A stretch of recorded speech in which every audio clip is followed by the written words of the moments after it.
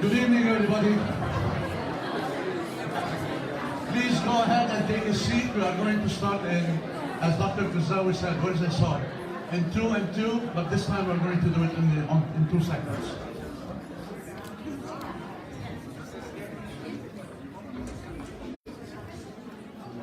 Well, welcome to the College of Business and Public Management 2nd Annual Women CEO Forum. Thank you all for being here, whether you're a student, a faculty, or a staff member. We truly appreciate your presence. I would also like to extend my sincere appreciation for the panelists to take time off their busy schedule to be with us, and to all Moderator as well. Thank you very much for being here. I want to thank University Advancement for all the help they provided, Dara and the others, and in particular, I would like to thank Ms. Brandy Bajwa. Brandy, can you raise your hand? Thank you very much for taking care of all the logistics. You know, as most of you know, one of the pillars of the University of Laverne mission is diversity and inclusivity. And there's no other person on this campus that represents what diversity and inclusivity is than our president, 18th president of the University of Laverne, Dr. Deborah Lieberman, who is a renowned world scholar, a visionary leader, and a CEO who really believes that her success is in the success of the students, the faculty, and the staff. It's my pleasure to introduce to you the President of the University of Laverne, and hopefully the United States of America, Dr. Deborah Lieberman.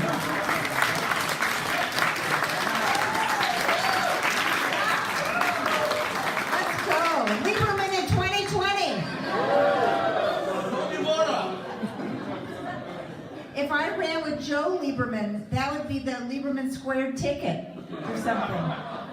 Oh well. And you know, he's like a teacher. You don't know which party you know. Oh yeah, that's true.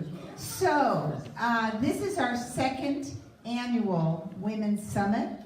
And last year, we had a room full of men and women, students, faculty, community members, and many of them came up afterwards and said this was one of the most significant events and evenings of their careers here at the university as students and faculty and staff members.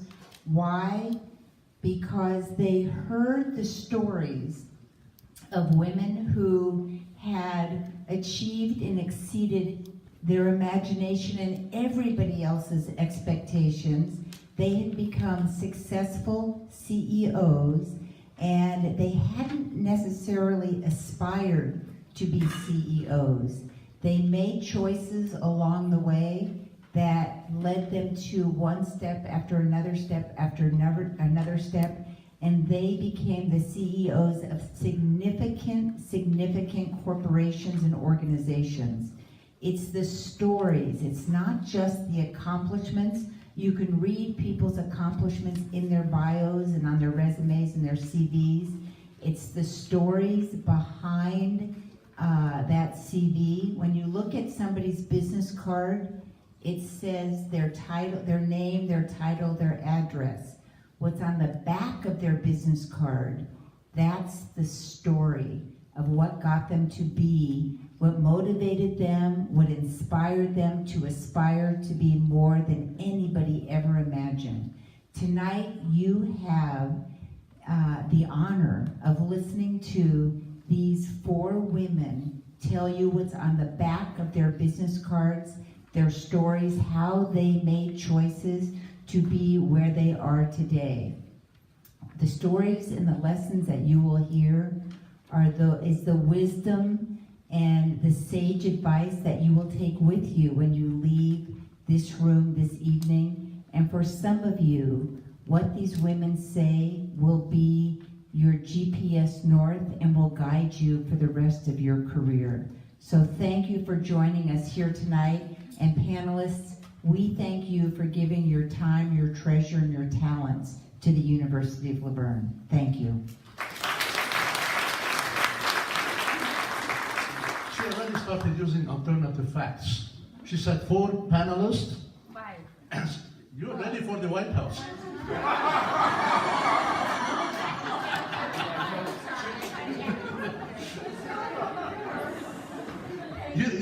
Dr. Lieberman, you're ready for the White House. You beat Trump in this one. It's also my pleasure to introduce to you Ms. Jackie Kibler, the moderator for this event. Jackie, for over 20 years, has held leadership positions in different industries, multiple organizations.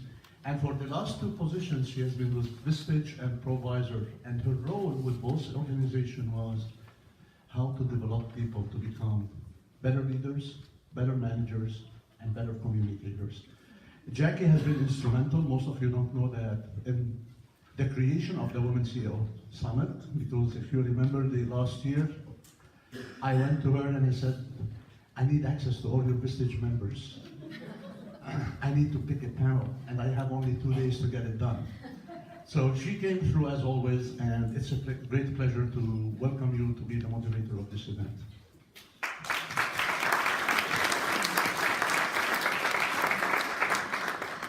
Thank you. So before I talk a little bit about how the format is going to go today, you know, for everybody in this room, I've worked with several universities, and University of Laverne, from everything I have seen and experienced in the past 3 years, is the outreach and how much this university cares for its student body in the community. So that is why I'm involved in everything. So I want to thank the leadership putting this together to help all of us collectively, so thank you. So let's talk a little bit about the way this forum is going to work. We're going to work with our five panelists, and the panelists are going to talk about how their path to leadership, what their story is, and I like the behind the business card analogy. So it's what made them get to where they're going to get to. Each of the panelists are going to have between 5 and 6 minutes to share their story, and I do have a stopwatch, and I know you guys like to talk, so. Exactly. So once we're done with that component of the panel, then we're going to turn over the mic to to questions that might come within the audience. And my understanding is there's 2 mic runners, so we'll field as many questions as we can, and then I believe after we finish the formal Q&A, we'll have people stopping by towards the end as well.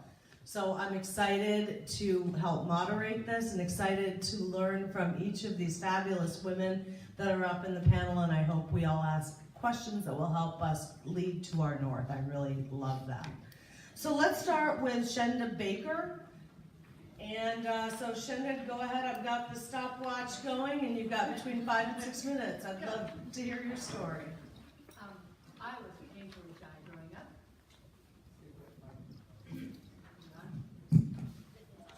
I am not that way anymore.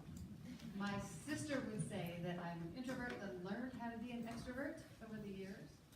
I grew up in Albuquerque, New Mexico, with 2 older brothers, and I was good at rodeoing and going to school. So when I graduated from high school, the thing that I knew I was good at was going to school. So I did that some more. And I had the opportunity to go to the University of New Mexico, which would have paid my way, and that would have been great. But I also had the opportunity because my parents thought that education was important and told me that I could go wherever I wanted. That was exciting and that was scary. Is this better? Yeah. Yay! I'll do the C thing. I was afraid to go to the West Coast or the East Coast because those people were scary and they knew a lot more than I did. So I ended up going to Grinnell College in Iowa, which was a fantastic school. And I was very good at going to school. And I was also very afraid that I would not put all that money that my parents put into that school to good use. So I got a double degree in chemistry and French and a minor in religion. And every time someone asks me, why are you studying so hard? I says, because maybe this doesn't work and my parents will spend all this money and then I won't have anything to show for it. Then, because I was very good at going to school. I went to school some more. At that time, though, I had learned that I really liked chemistry and that I could do something with chemistry. So I was very fortunate and I got into Caltech. And I thought, oh, if they don't kick me out, I can stay here and get a PhD. But one magical thing happened in grad school, which was I began to understand that I was not the dumbest person in the room and that maybe I actually belonged there. It took me a really long time to figure that out. So by the time I graduated from Caltech, and I was thinking about having a family, I started interviewing the places that wanted to hire me by asking them, well, I'm thinking of having kids. What do you think about that? And the gentleman that I ended up working for at Los Alamos National Laboratories, his answer was, oh my gosh, I have 2 kids and Los Alamos is the greatest place to raise children. You will love it here. So I did my postdoc in Los Alamos. But along the way, I also realized that I love teaching. So when I left Los Alamos, I got a job at Harvey Mudd College, was a professor at Harvey Mudd College for almost 20 years. And in my laboratory, we invented some very interesting molecules. And the hardest choice I ever made was following the molecules to a company. And we can talk about that more later, because we're talking about the back of the card, which gets to the titles here. But to make that choice, to leave everything I had known, because I was really good at school, and now I was still in school, I was just on the other side, to make that choice, to give up tenure, and to embark on something that was super risky and probably wasn't going to work, and start a company. So that's my story.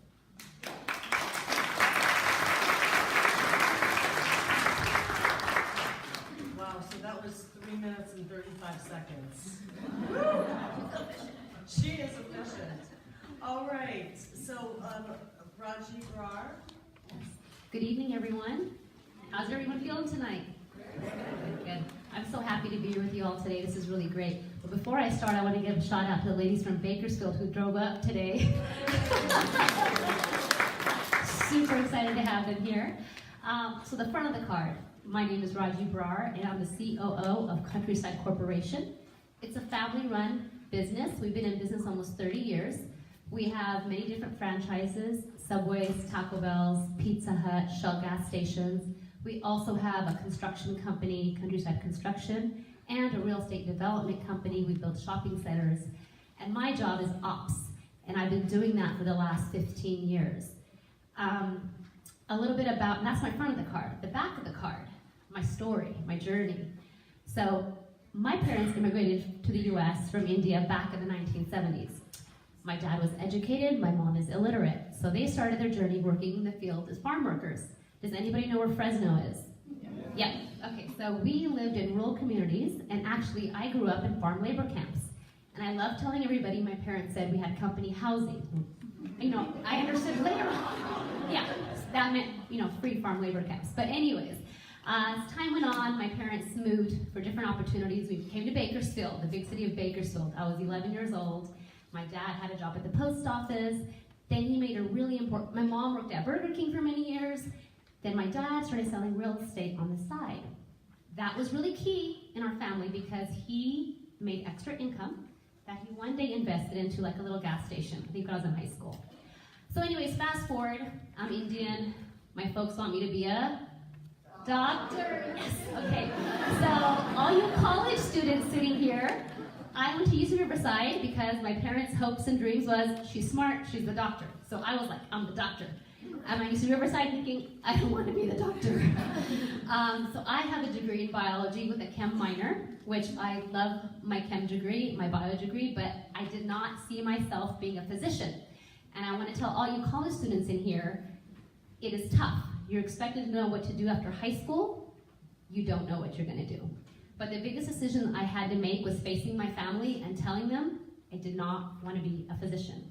That changed the course of my life for the better. At the time, I was falling apart.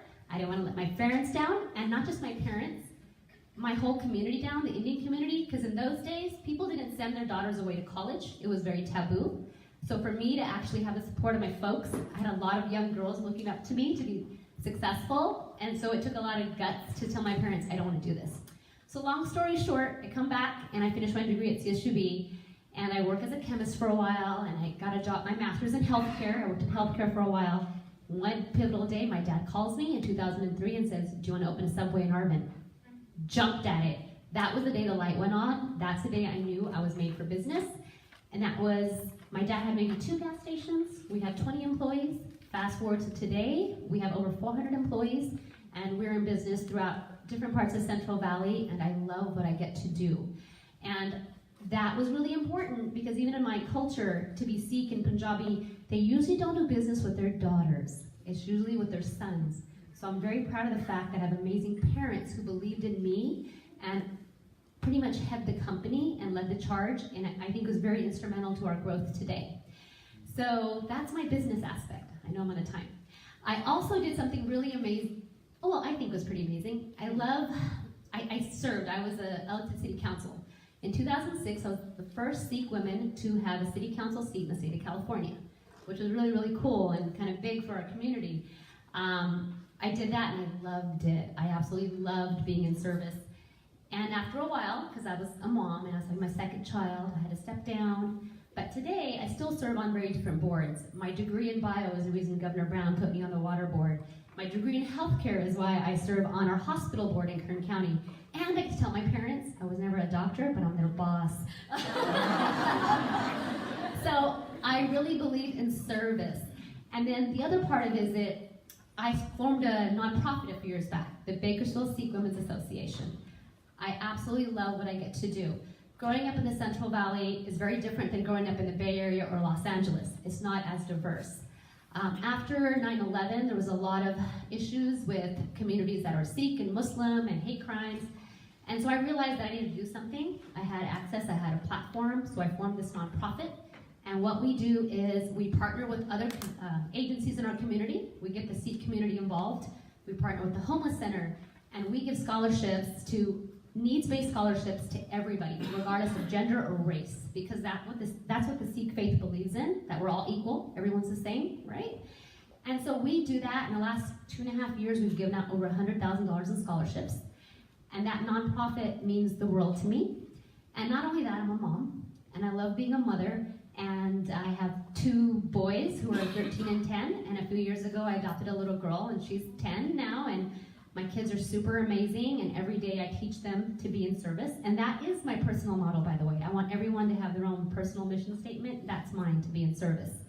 So I have been able to be on the side of government, business, and community. I understand the marriage of those 3. I think it's really important to have that to be successful in everything you do. I understand this platform I have is very huge for my community, being a minority, being a woman of color. There's a lot of firsts I got to do, and for that reason, I make sure I don't say no to things. I take the opportunity to say yes, because I know that once you get your foot in the door, it's very important to keep it open for the next to come up. And that's kind of the stage of life I'm at right now. And our employees, we would not be anywhere without our staff. We have 400 employees, and I'm happy to say a lot of them have been with us for the last 20 years or longer. A lot of them, first generation, didn't speak English when they started with us. Now they have degrees and they run, our companies, the same as you'll hear from this story. So I'm blessed to what I get to do every single day, and I'm so happy to be with you all here today. So thank you. All right, so you gave up 2 minutes and 35 seconds. You didn't give me any extra time. All right, Nicole. Thank you. Hi, everyone. My name is Nicole Enearu, and a lot of similarities as I'm hearing the story. So I grew up here, I grew up in Los Angeles area. When I grew up, my father worked for Los Angeles Police Department, and my mom worked for the state of California. So we had a pretty, kind of run-of-the-mill family. I have a sister. And when I was in the 9th grade, my parents decided that, as my mom always says, she was going to give up her good job and her pension to take a chance and get into business.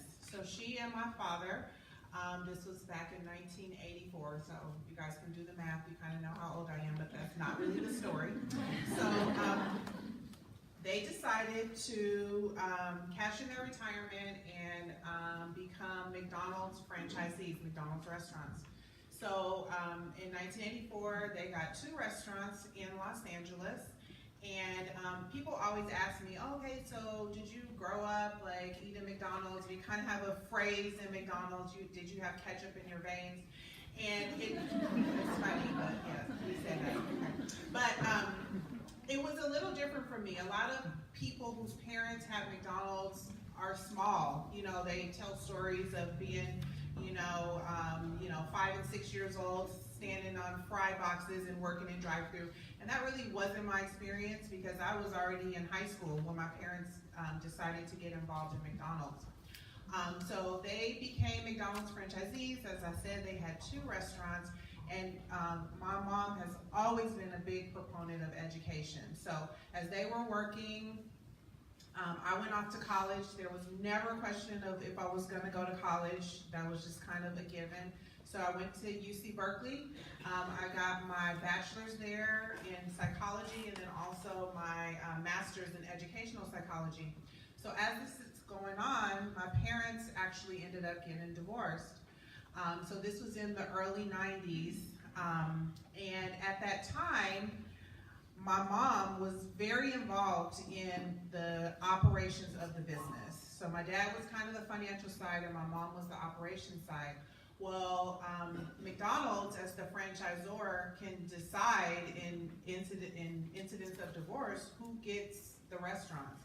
So because of my mom's experience, she was able to buy out my dad and become a single African-American female McDonald's franchisee, which at the time, there were not very many people. So I had the experience of watching her go through that process. It wasn't an easy process, but there was a role model for me about what you can do when you're determined and you work hard. But I was in college at the time and not really thinking about, what was going on.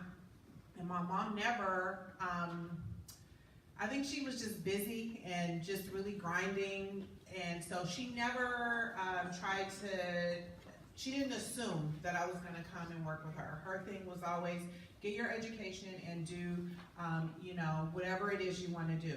So after graduating with my master's, I actually lived in the Bay Area for 10 years and I worked in social services.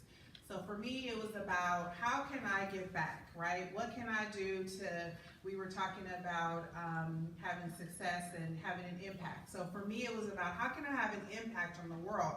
So that was in social services. So I worked in foster care. So I worked for a private foster family agency for many years. Then I also worked at the Department of Aging. So I worked with seniors and helped them get services and things. And so I was like, really proud of myself. Like, I'm this important person who's impacting the lives of all these people. So eventually I moved back to LA and I was working at the time for the court in Compton.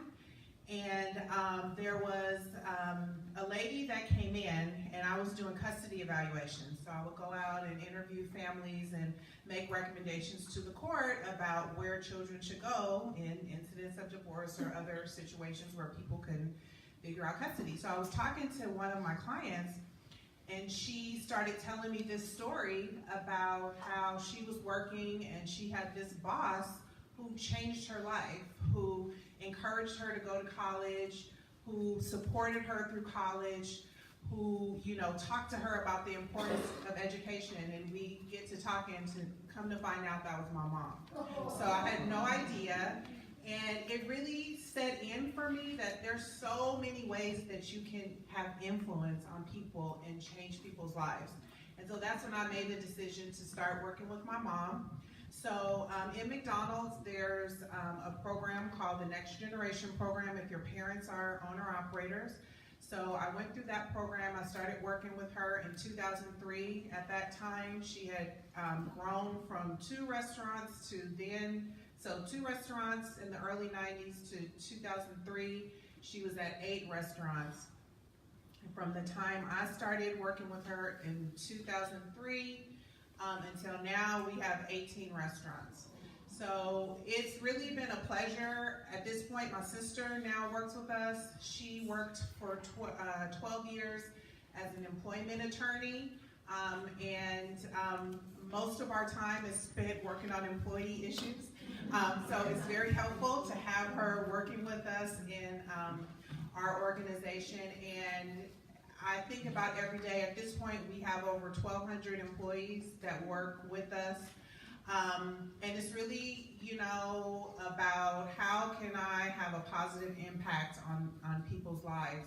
A lot of people see McDonald's or other maybe fast food restaurants as like a dead-end job, or if you don't get your education, you're going to end up working at McDonald's. And I know we're the butt of many jokes, but I have the pleasure of seeing people who started out, like you said, just came to this country, didn't speak English. I have one restaurant manager who literally did not speak English when she started with us. She went through all the ranks, became a restaurant manager, and we have this award in McDonald's called the Ray Kroc Award. It's named after our founder, and it's the highest award that any restaurant manager, only 1% of managers achieve that. She's won that now twice in her career. I can talk about all the employees we have that started out as crew people, started out working while they were in high school or it's their first job, and now, like you said, they're running multi-million-dollar businesses. So I always think any job can be whatever you make it, whatever you decide you want to do, however the energy, the hard work that you put into it is what you're going to get out of it. And for me, the pleasure is seeing the impact that I have on the lives of all of my employees every day. And so I'm very happy to be here, looking forward to the discussion and learning from all of the ladies here on the stage. So thank you. Thank you, Nicole. All right, so for the next two people, let's try to make sure we're between 5 and 6 minutes. Their break's 8 minutes. So, great stories, and it's fun listening to them.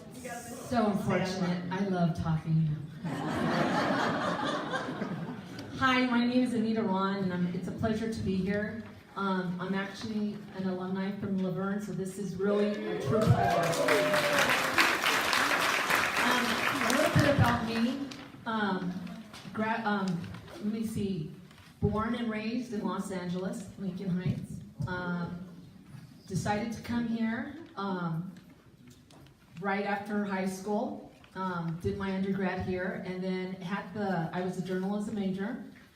Throughout my whole high school, and even as an elementary little kid, there was always a time when I was always being put into leadership positions, and it carried on even to today. The thing that made a difference is I came here as a major in journalism, and I didn't go that route.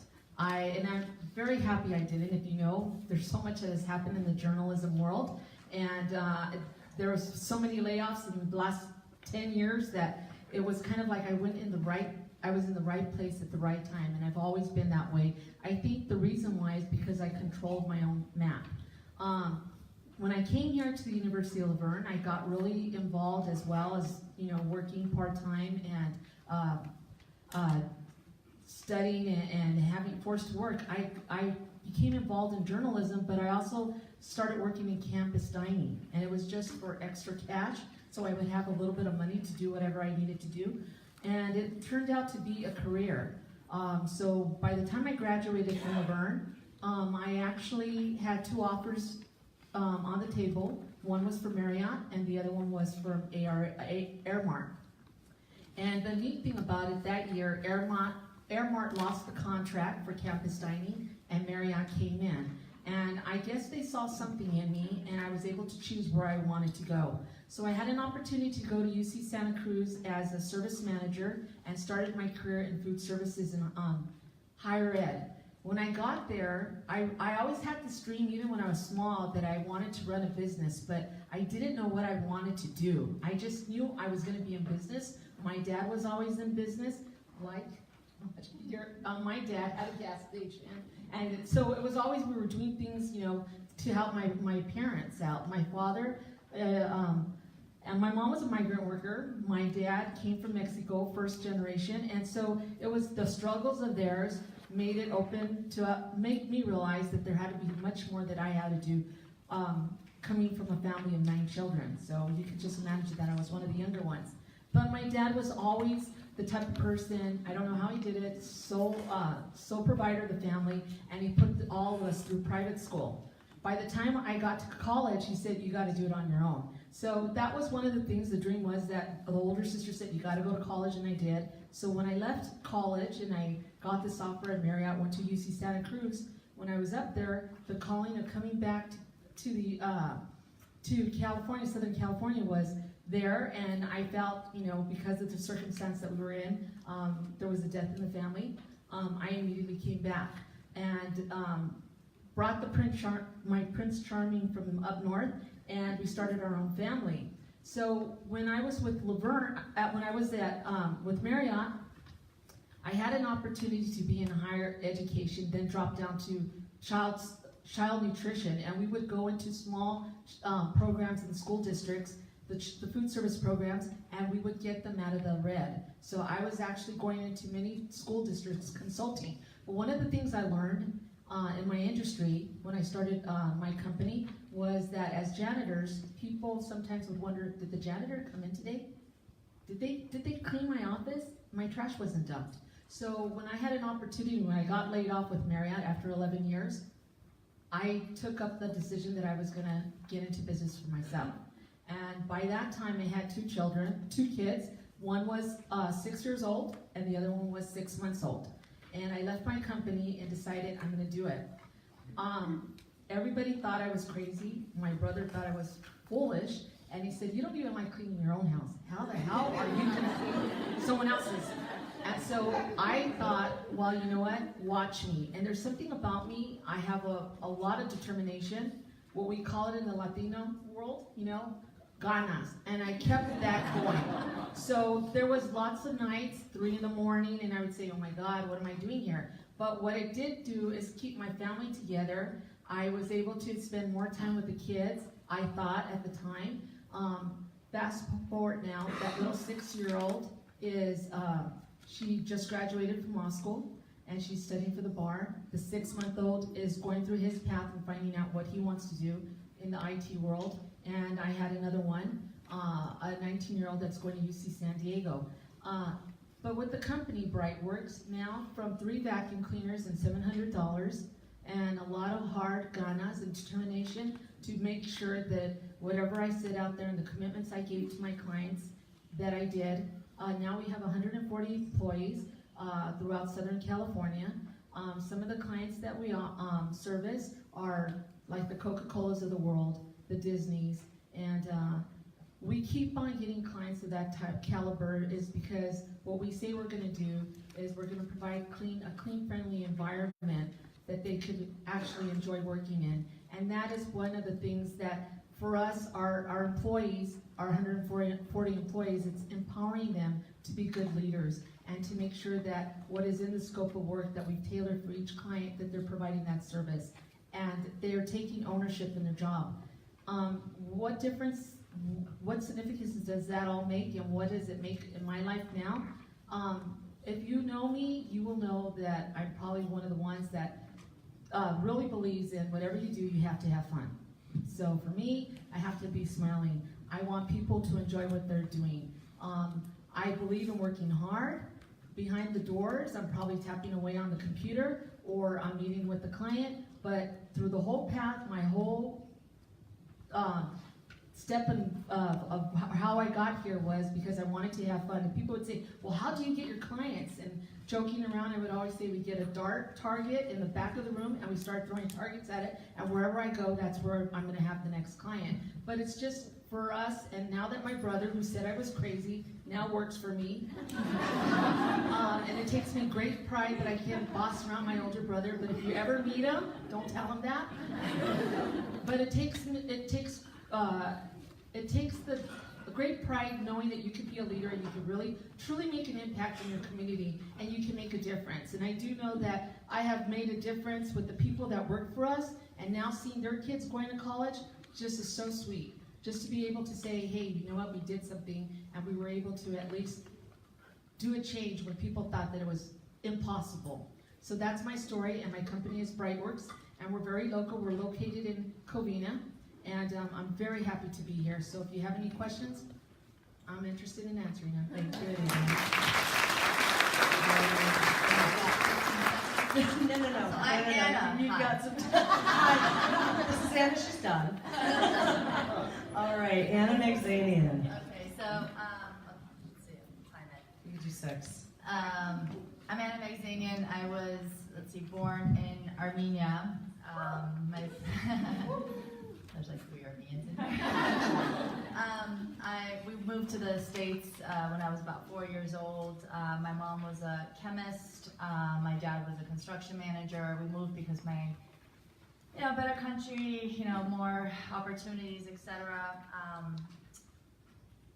I grew up in Hollywood, really simple. Went to school, decided I wanted to play a sport. Looked at all the uniforms, I liked the skirts, so I picked up a tennis racket in the 9th grade. Ended up MVP and a college scholarship to UC San Diego. My mom was diagnosed with cancer. I decided to forfeit that and stay local.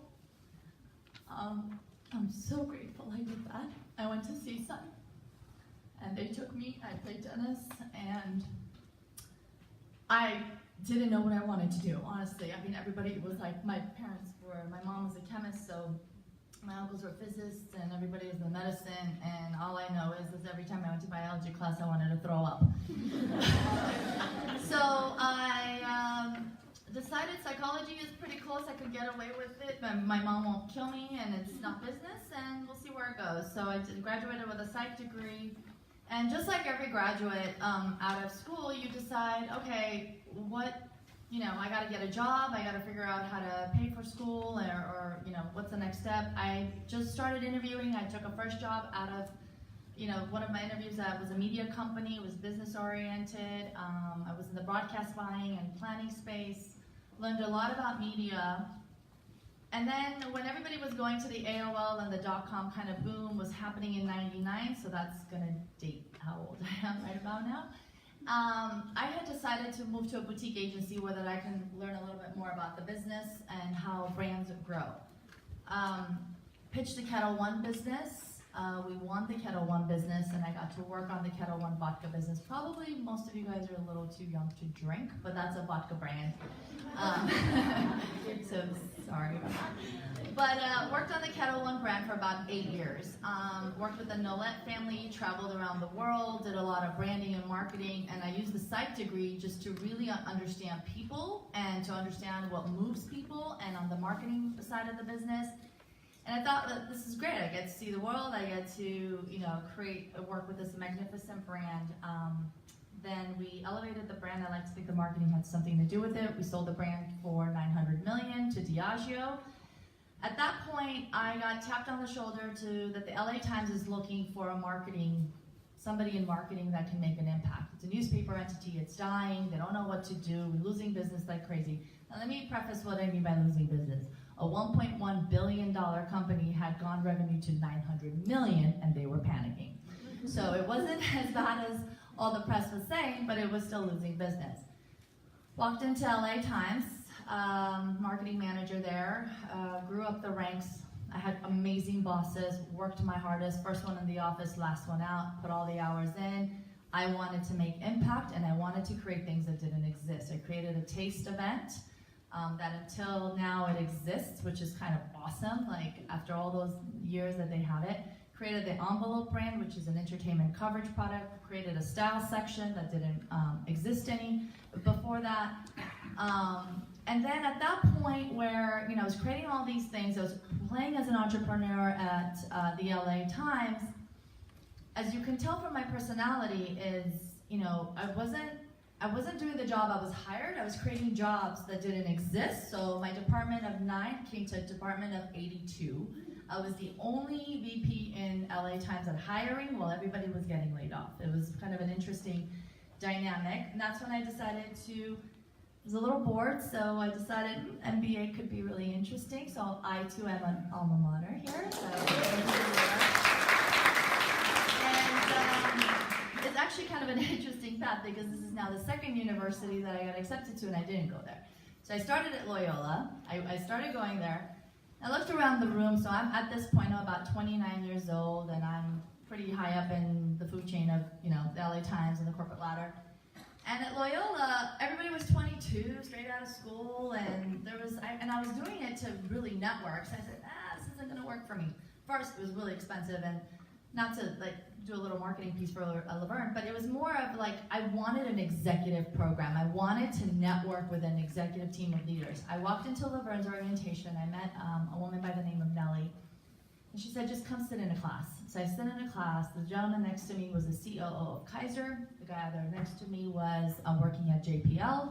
There was another one that was a director of contracts and administrative supply chain. I thought, this is it. Transferred over my MBA program and finished out at Laverne, so I loved it. Since then, I worked at LA Times. Then I went over to, you guys will know this, Clear Channel. So Clear Channel is all the radio stations, and then they moved over to iHeartRadio. So I did the iHeartRadio structure and launch.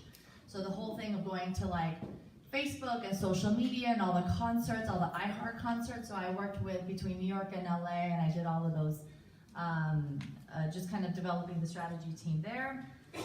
Then I went to Hollywood Reporter because there was too much back and forth in New York. Because I had gotten married, I was traveling like crazy. My husband was very understanding. I married my next door neighbor. I kept it really simple. He was available. He was cute. I didn't have time to date. It was all good. So, great guy. Still sticks around with me. It's smarter to stay married, I'm telling you. People who make money don't get divorced. No, I'm kidding. I love him. He's a great guy. We have 2 kids. Since then, I just wanted more experiences in the media space, content experiences. Part of it was trying to get video content. So I worked in the gaming industry for about 9 months, helped a gaming company sell their company. Then I was working with a resort in Greece. Long story short, was consulting. The day one of my clients who called me and said, I'd like you to consult for us, was the Los Angeles Business Journal. Although I had been in publishing and publishing content, I was never a journalist. It wasn't something I wanted to do, as I was always intrigued by the business side of it. I met Matt Toledo, started consulting for his event side of the business, then marketing. Fast forward, 15 months later, I'm CEO and publisher. I promise you, it was not my intention. And all I kept thinking is, what just happened? Wait, are you sure? Because I was always a number 2 guy. I was always the hired number 2 that just handled things, created things, launched things, but I wasn't ever the face of the brand. And this was a different role. This was a role that you have to be the face of the brand. And so I'm still learning. I'm about a year in as a publisher. And I oversee editorial and on the business side of things. I'm restructuring and changing a lot. I'm hiring a lot of millennials and new talent. I love working with millennials. I don't care what anybody says. They're awesome. They text. It's super easy. There's no long meetings. I love it. I like to think that my road to success was, a lot of it was just kind of, it happened. A lot of it was hard work. And I'm a mom of 2. I have a college kid, second year at UC San Diego, who does want to be a doctor. I'm trying to convince her out of it. I don't know. It's too long of a road. But she's the biochemist that wants to be a doctor in stem cell. And I have a freshman in high school, little man, and he's awesome, and he's the reason, makes me smile when I go home, and hubby's there, so that's my bit. All right, yeah, so I don't know if you guys will be doing this next year, because I've let them all go over. So let's do some questions. I actually would like to start with a question that I'm going to throw up to anyone. Each of you fabulous women who have created your path to success have had obstacles that have come along the way. What I'd like to know is what, or it could be what or who, the biggest obstacle was that stood in your way, and how you overcame that obstacle. Anyone? Bueller? Can you hear me? Okay. Wow, big obstacle. For me, I'm going to go back to, I'm going to say just being first generation and being, not to put my community down, but just being a Sikh young girl. There was a lot of obstacles that were cultural obstacles that I had to overcome. So for me, being able to say, I want to play on a soccer team or I want to run for school office wasn't like my best friend next door could just, try out for cheerleading and go here and go there and or go to prom. I never went to, well, I did, but I got in trouble. But I wasn't, I got caught prom night. But things like that I was not able to do. So I really felt oppressed as a woman, as a young girl, because culturally, my cousins weren't allowed to cut their hair. You had to have long hair. Lucky for me, my parents were still more modern than other people in my community. So I did have those obstacles. The things my friends took for granted, going out or going to the movies on a Friday night. My dad was like a hawk. Like, there's certain things I just could not do. And for me, that was a really big obstacle. I had to constantly prove myself. For example, I'm going to give you a Girl Scouts example. I wanted to be in the Girl Scouts so bad. My parents are busy working. They're busy saving money. They were like, what are you talking about? Like, I remember filling out the form myself, turning it in, hitching rides to go to Girl Scout meetings, and everybody would come with their parents. I don't have parents with me because they were working. And I remember getting to carry the flag, during a parade, and I got to carry the flag, but I had nobody there to watch me carry the flag. But I didn't care. I was just happy to be there. So I had those kind of obstacles, but I feel like it was such a blessing, because if I didn't have those obstacles, I wouldn't be who I am today. So that's what for me, was the biggest obstacle. Thank you. Sure, I'll take one. So I can really tell you what I actually do, which is to be the president and chief operating officer of a little pharmaceutical company, that's what I like to think we are, in Claremont. And then we spun off a company in Boston, which is called Synspira, and I'm interim CEO of that company. And this all came out of, and I think I alluded to, these molecules that we invented in the lab at Harvey Med College. So when I left the college, we had co-founded a company. I didn't know anything about business, and now we're faced with having employees that we had to actually pay, and things that we wanted to do in order to test to see if these molecules were actually going to do what we thought, which was to provide an alternative to antibiotics, which is a whole other story we could talk about later. But I think the biggest obstacle for me was overcoming myself, in that I was an academic and I knew that I could solve problems, and that was good. But reaching out beyond that group of people that I knew very well for the last gazillion years of my life into a whole new community of people, when I said I'm actually intrinsically shy, that was when I really had to overcome that inherent nature to just go figure it out myself and go ask the people who knew, well, how do I do this? How do I really raise the money? Who do I talk to? And that for me was the biggest obstacle with myself. And overcoming it with a wonderful group of people who really mentored me along the way. Thank you. I think one of the biggest obstacles for me, like I told you, I had kids. And as a woman, you still want to have the opportunity to have a profession. So when I was dealing with it, it was like juggling the business and having to deal with the kids, and a husband who was dealing with his own career. And it was just like, I felt like if I was a single mom with a business. And so constantly juggling, one kid's school, leaving and going to another place, going with a client, and just doing it consistently. It's juggling and making sure you're actually having time for yourself and having time to grow what you want, your business. I would say for anybody who's in that position, don't give up. I have a lot of entrepreneur friends that are in that position right now, that they're juggling, taking the children to school and then picking them up from the daycare. I was doing the same thing. I was taking my children early in the morning when it was dark, and then picking them up when it was dark. And that was why I made the decision to leave Marriott and not go into another division, because I think the biggest important thing for me in my life at that time was being a good mom, being a good parent, and I felt that at that moment, I felt I was failing, and by being an entrepreneur, it was going to give me the liberty that I needed to give me the time to be able to juggle things my way and being able to put things in place to organize myself to be efficient. And if it meant that I was going to be up late at night or early in the morning getting up with only 2 hours of sleep, I was willing to do that, but I was not willing to jeopardize my little ones. I was not willing to take the chance of something happening to them. So that's why I feel having BriteWorks was a true blessing. Thank you. Let's get some other questions. We've got 2 runners, hands. All right. I think I've got to get down to see the hands. I've only got one eye that can see distance. The other one's, well, you know, that's what happens when you get old. All right, so where are we? All right, in the corner. First of all, thank you so much for your time.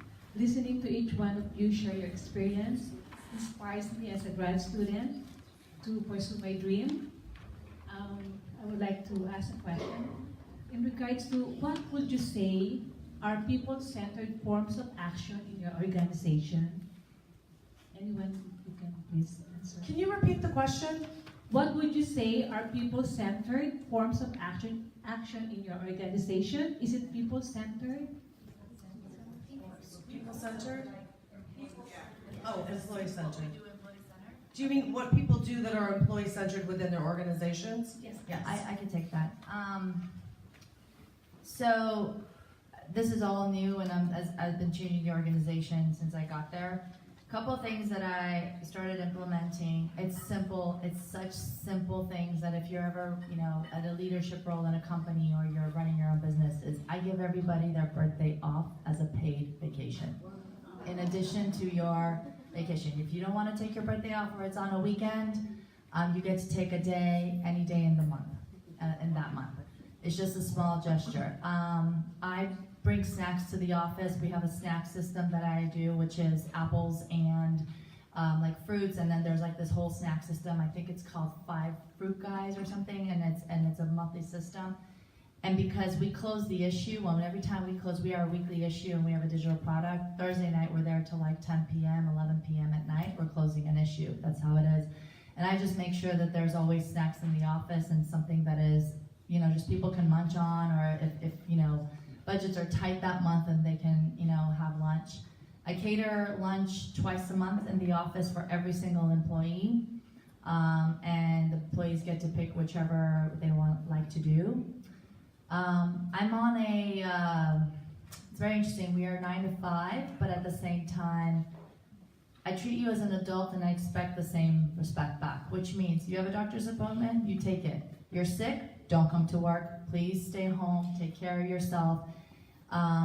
You are your own boss and your own department's boss, and that is the type of culture that we've set forward is a little different than most media organizations, which is not around the clock, and it's not you have to clock in or clock out. I've never had anybody clock in, clock out. We don't count hours. We're on an honor system, and it gives back in dividends. I mean, everybody is then proud to work there. It's little things. It's just the little things that really help. I also celebrate National Anything Cool Day. So, National Pancakes Day, I bring pancakes to the office. National Guacamole Day, we have chips and guacamole. National Margarita Day, you can imagine that's a really good day for the office. I bring it in. I also have apple cider for the folks who don't want to drink or whatever.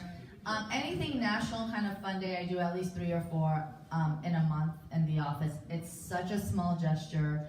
It is such a small expense for any company. I've tallied up how much this costs us for in a month, all of these things that we're giving out, and it's in the 4 digits. It's nothing for how much and how hard people work for us. So those are some of the examples we do. I think the most important thing I learned from my mom and how she was successful is focusing on people. I mean, we sell burgers, but we're in the business of people, our employees, our customers, and I think your are so right. You would just be surprised, the smallest thing from, I mean, I think at the bottom line, people just want to be respected. People want to be respected and they want to feel valued. So for me to walk into a restaurant and ask someone, oh, how's your daughter? Okay, you were pregnant, how's your baby? I mean, things like that, just to show that you have compassion and that you care about the people who work with you. We spend a lot of time in our organization having fun. We have parties. We just had a big crew picnic a couple weeks ago and had like this whole Olympic thing. We eat a lot, not just at McDonald's, but all over. We love to eat, so we always find an occasion to go to a restaurant. But I think that that's the crux of our business. That's the only way we're successful, is by having engaged people who really want to see us win. Because people can work, and these days people can work anywhere. So for me to be able to say that I have restaurant managers who started with us 15, 20 years ago, and they're still dedicated, it's about just having a mutual respect and just at the very basic bottom line, having respect and care for people. So for me, it's the most important thing. Thank you. Let's get some other questions.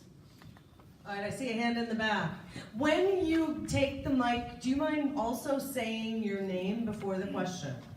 And what year you're in, or where you're in Laverne? Hi. You want to stand up? I can stand up. Okay, my name's Melina. Hi. I'm in the MSL program here, and my question for you is, how do you find your organizational identification or ID? How do you find your organizational identification number? Yeah. No, not the identification. Your identity? Identity. Okay. Well, I'll start with this one real quick. It's real simple. We're a content source for businesses. Our identification is accuracy and relevant business news content. Everything and anything we do starts and ends with to make sure that we are relevant and we are accurate. So there's a lot of research and all that stuff that goes into it, but it is the core of what we do, and I make sure that it is embedded in everybody. So, forward is your resume. I don't know you, I only know your resume. It needs to be precise, clean as you're getting into the workforce. It is the #1 most important thing. Reread your resume 5, 6, 7 times. Give it to people to read it. So it is absolutely key, and if it's accuracy or relevance, and accuracy is let's say a core of a business, you're not going to have a shot if your resume is not clean. So in our family, for our corporation, our mission statement, our core value statement is that we are here to be in service. We're here to be in service to our employees, we're here to be in service to our customers, and we're here to be in service to our community. So that's what we go back to each time. And she was saying for your employees, like for example at our restaurants, no matter if you've been with us 1 day or for 20 years, every day you get a free meal, free lunch. There's certain things you do, how you respect your employees is huge. So we believe we're here to be in service. We are part of so many community organizations. We're always giving back, we're sponsoring, we're helping. Our customers, our employees are expected to know their customers' names. We actually quiz them on that. Every now and then our district manager will go in and watch to see when they're engaging with the customer, if they're having a personal conversation or not. So in our organization, that is our mission statement, is to be in service. I'm going to add something a little different, which is how do you find that identity? Because I think if you're a new company, we had to think about that. And for us, everything we do, we're not really a pharmaceutical company because we don't sell anything yet. We're more an R&D company. But everything we do is about people because we don't have a product yet. And so it's the people inside the company and the patients that we're reaching. So in a sense, we're letting our identity as being defined by the people we hire. And so for me, the most important thing is to hire people that have the same visions and goals that those of us who founded the company have. And that's a whole different discussion about what the actual answer is. But for me, in finding that identity is really in creating and hiring the people who have the same vision and goals that you do, and then working on that vision and that identity. Thank you. How about any more questions? Yep. All right. In the middle. We have a question. Perfect. At the end.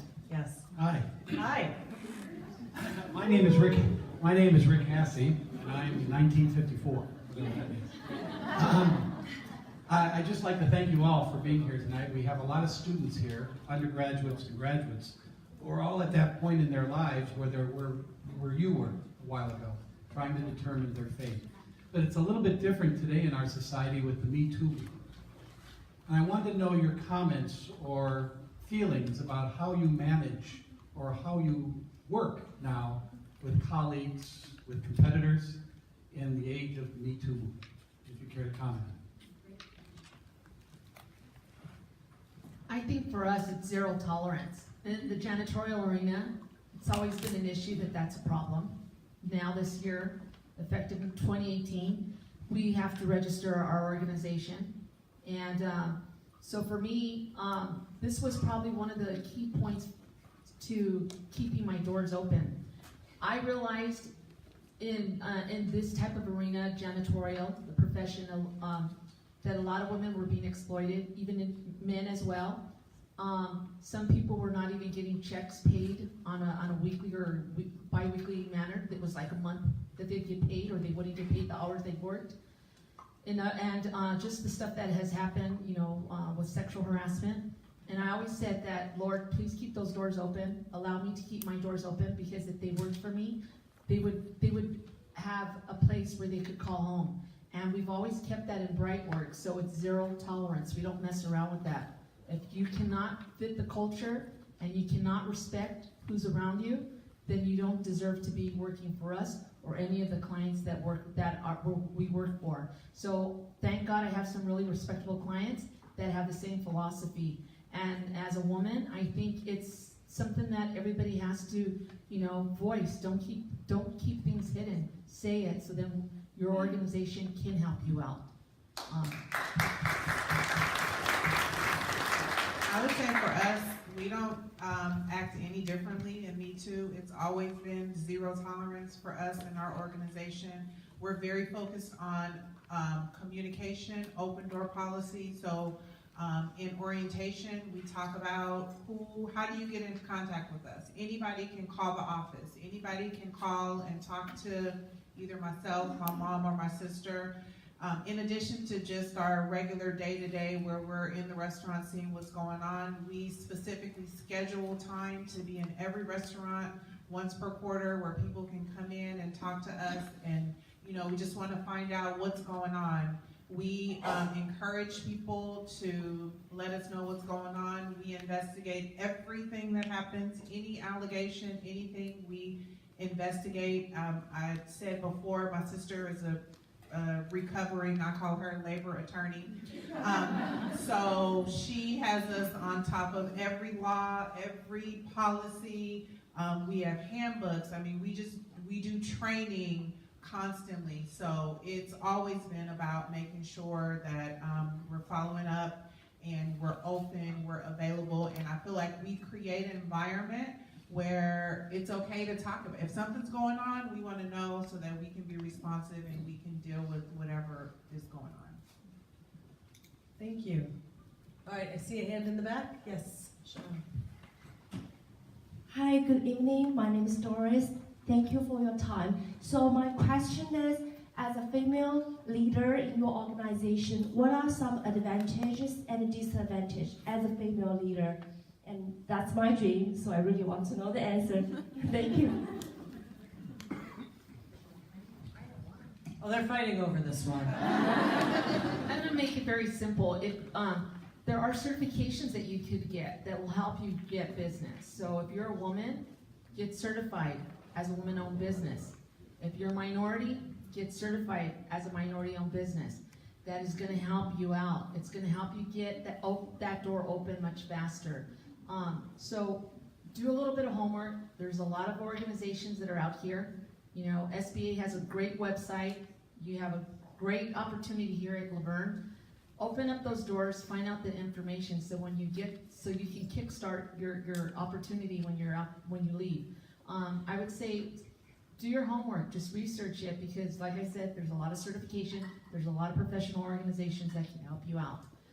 And you can get mentoring from them as well. And a lot of us, business owners, we enjoy talking and mentoring others that are coming up the door, especially a lot of women businesses.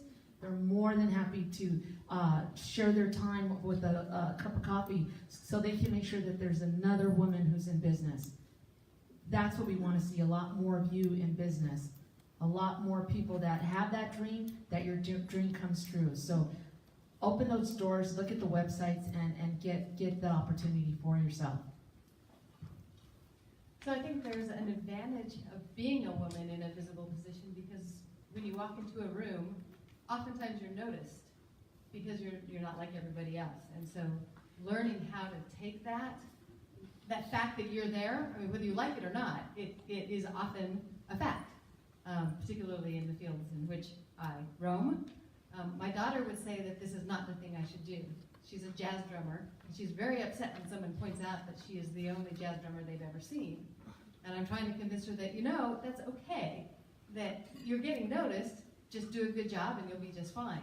So it is a little bit of a catch-22 for me, the fact that there is not,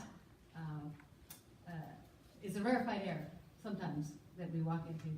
I think the disadvantage for me often is that I'll be in a room and I will have a board member with me, or an older gentleman, and I'll say my long spiel, and everyone will look at him for the answer, whether that's right or not. And I don't know what to do about that, except for just keep working on it.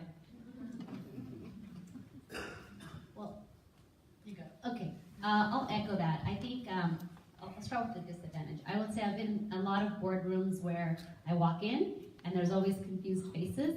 Usually, when I'm referring to the board, I'm talking about governmental boards that I serve on. I'm usually the only woman of color and usually the youngest person in the boardroom. And it's really interesting, especially when I go into closed session a few times. My first experiences were they wouldn't talk to me in closed session. But that just made me more determined. I realized that meant that I really needed to be there. So that's what I always take that as. I think an advantage of being a woman in business, you're absolutely correct. You do get noticed. And a lot of times it's confusion, especially when I go to the corporate franchises and go to the corporate meetings. It's always, I'm going to be very blunt, it's usually a lot of men, never any women. And when I come in, they look at me and they think, well, she's too young. What is she doing here? And then they always assume that the businesses have grown because of solely my father or solely my brother, without giving me credit for what I have done, and I've seen them talk over me many times. And again, that just makes me want to work that much harder. So, I guess you take the good with the bad. Let's see. Let's start with the advantage. Fine. The advantage of being a female leader. I think I agree. Like, I echo the women. Like, you get noticed, but we can multitask differently. Men multitask differently. We multitask differently. I can do 85 things at once and not be phased, and it's happening. I think I've noticed that in male leaders too. They'll say, I have to finish this and then I do this. And that's different, right? It's a focused approach, right? They finish this, they do this. I can start 5 things at the same time, juggle all the 5 items that I'm happening and hit all the deadlines I need to hit. But men are generally, they'll start and finish and they'll start very timely and organized. It's just a different type of leadership. Advantage-wise, I would say it's really cool in the sense where when you are noticed, and for other females, one of the things I like to do is, just make sure that the other door is open and there's always conversations and all of that. From a disadvantage perspective, it's hard to juggle family and career. I'm not gonna lie, it's hard. You have to have the right partner with you.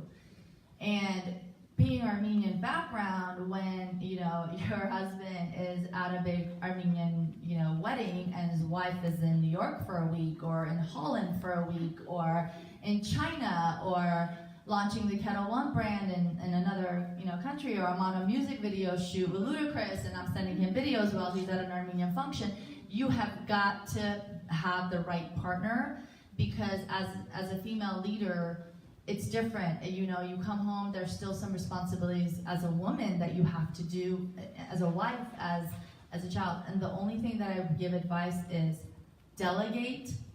Do not be embarrassed at the fact that you can't get everything done. Do not beat yourself up that you can't get everything done in a household.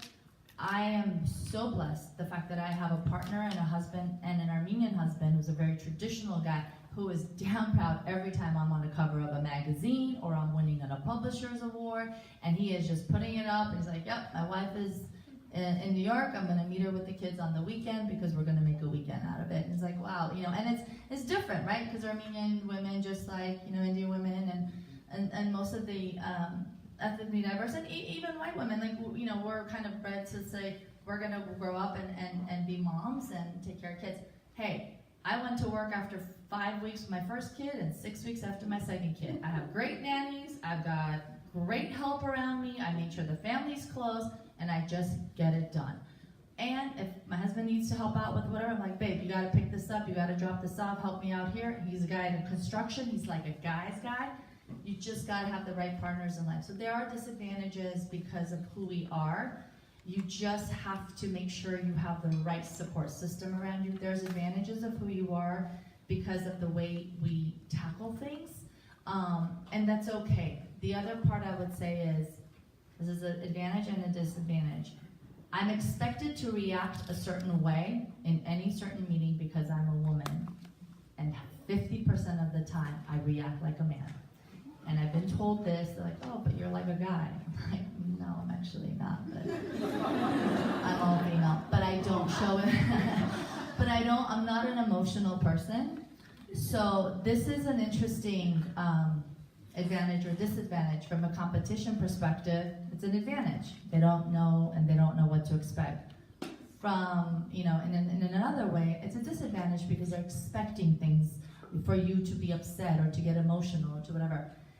And I'm not the norm, and maybe that's how you're supposed to be, but that's also kind of a interesting dynamic. So just play on your strengths. You don't have to fit a mold. Like, play what you know. If I'm not an emotional person, I'm not going to pretend to be. They're all about the people. That's amazing. I'm not a CEO about the people. I'm telling you right now. I don't remember birthdays. I'm horrible with cards. Horrible. I'm not very personal, but I make sure we celebrate National Taco Day, Margarita Day. Don't forget the margaritas. Yeah, all of those things. But it's just, you find your strength and you kind of play on that and just be true to who you are. Don't try to fit a mold of what you need to be. Fantastic, thank you. I'm going to take the one over here because I've got the closest mic. My name is Ryan. First off, thank you for taking the time out of your night to speak to all of us. I'm on the 15-year program here at Laverne, apparently. This is my last semester here, Lord willing. I currently work for Microsoft. I have a great job, but I work 50 hours a week. I commute another 20. I have a 1-year-old daughter, and I'm just about ready to start a business, but I'm struggling to pull the trigger. And just let go of my job and put it on the line. What advice would you give someone to help make the jump easier?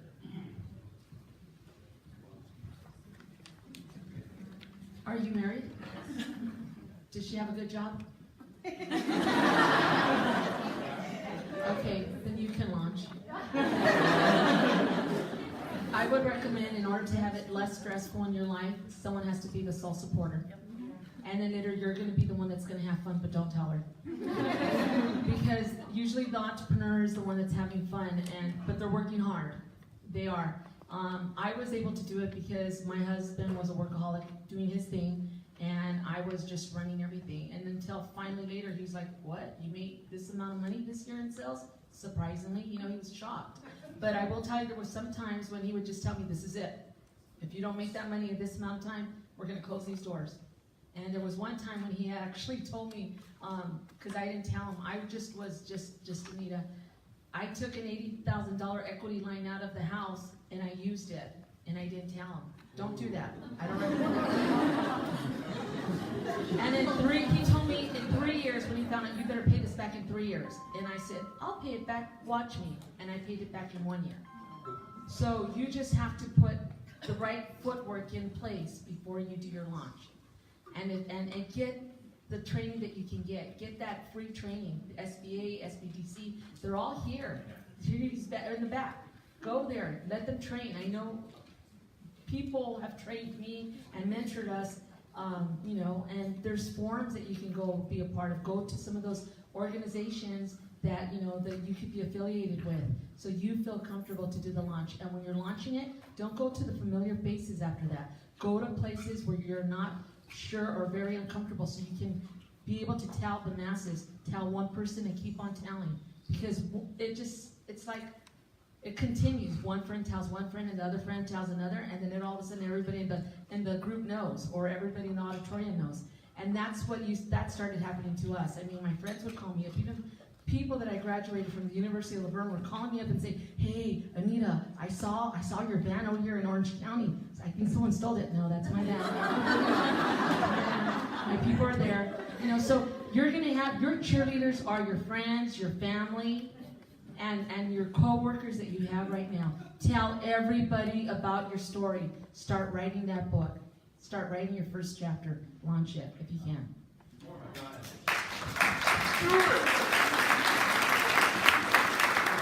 When I started my first business, the Subway, I quit my job, and my husband had a stable job. So I did have that support system.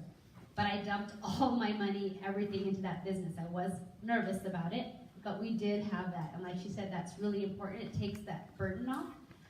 But definitely don't do the 80,000 equity without asking your wife. Other than that, go for it. I'm looking forward to hearing your story soon. So, I was just gonna add, it's never gonna be a perfect time. Like, you can plan and you can think about it, and so if you have the support and you can do it, go for it. The other thing that I learned, because I know before I quit my job, working for social services, similar, I was working lots of late nights, and in my mind, I was like, well, I can just kind of go work for my mom. And my mom said, well, you can definitely come, but it's not going to be less work. So I don't think that the expectation should be that you might not work as many hours or more than you're doing now, but it gives you a different kind of joy and pleasure when you're working for yourself.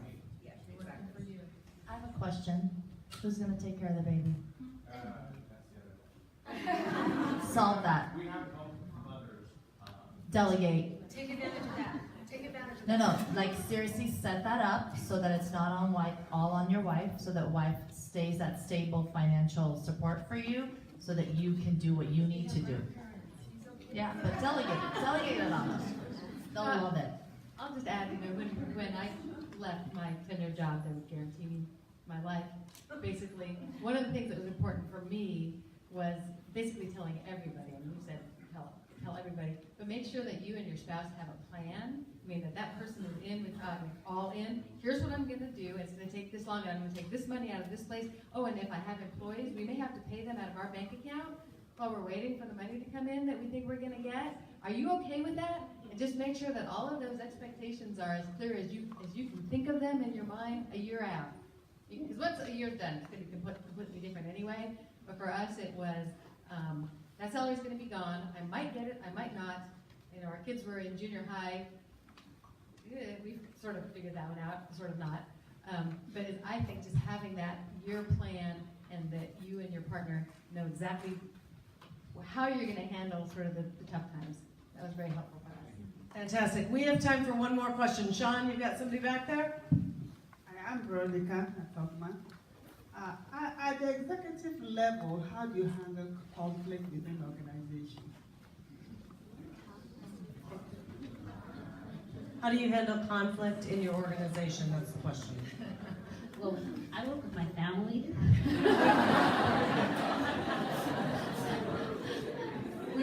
we lock the door.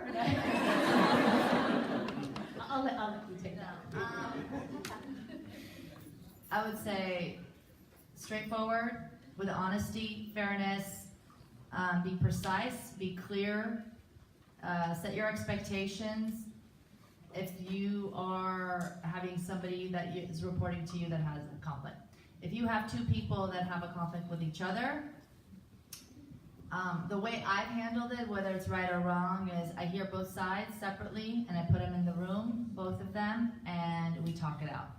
At the end of the day, there's not one situation that we can't talk out. It just has to be that mutual respect. If anybody's out of line, I will ask them to step out and go home. Everybody needs to be respectful for each other. Before Me Too, after Me Too, it doesn't matter to me. You have to be respectful, you have to be fair, you have to be concise and non-emotional when you're dealing with a situation at hand. If I feel that someone is emotional, I will stall the conversation, I will send them home, I will send the other party home, and whoever is the emotional one, until it blows over and they are calm to have a conversation. If I feel that it is a little above me, and what I mean by that is that it could lead to something a little bit more complicated, where I've had to deal with that, where I've had to let somebody go and they started, it was not fun. I mean, pounding their fists, throwing things, etc. I've had to have security on standby and escorted them out. Then I have to have conversations with the entire team, etc. It's never easy. There is no one formula. You just have to be honest with yourself. You have to be patient through the process, and you have to be fair, concise, and you have to be transparent in what is going on and be communicative. Most important thing is you have to not avoid it with the rest of the organization. You need to pull everybody into a conference room, and you need to address the issue head on. If organizations, and I'm seeing it in the press, where things happen, and I won't mention what organization, but a huge university with a medical situation at their hands, what they're dealing with a lot. Not the University of Verne. Not University of Verne. But one of the mistakes that they do is they don't talk about it. And what you have to do is you have to open it up. You have to have a conversation. You have to be present and address the questions. And if you don't know an answer, and I don't know many answers to a lot of the questions, I just say, I don't know, but I will get back to you with an answer within 24 hours. Give me some time. That's how I've dealt with it. Never fun, by the way. I'm dealing with one currently. Anna, thank you. Before we wrap it up, I'm going to ask each of our 5 panelists to think of, I want you to leave our audience of several hundred with some advice, but I want you to think of one word, just one word that you would impart to our audience that will give them the advice that they need from you to take forward as they either go into their own businesses or they become part of a business. One word. Anita, you can do it. One word. Be creative. Always. Creative. Be creative. Creative. Clearly I don't follow Anna directions. says be creative. Anita? Ownership. Own it. Ownership. Perseverance. Persevere. No fear. No fear. Integrity. Integrity. Those are great words. Thank you all for your wisdom. Thank you. Where did Dean Halou go? Oh, there he is. Okay, Dean Halou, thank you for organizing this. A gift for each of you. And if you will, panelists, if you will wait for some people in the audience probably want to speak with you personally. So if you can wait for a few minutes. Thank you very much. Please join me in thanking the panelists.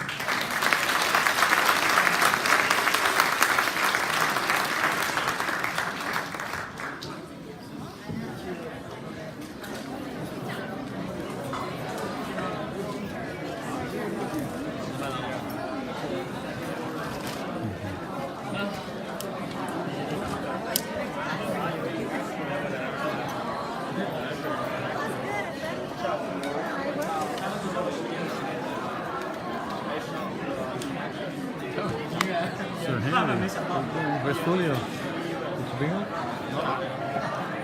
thought you guys were like I went to go eat, but then he left. I don't know who the other part is.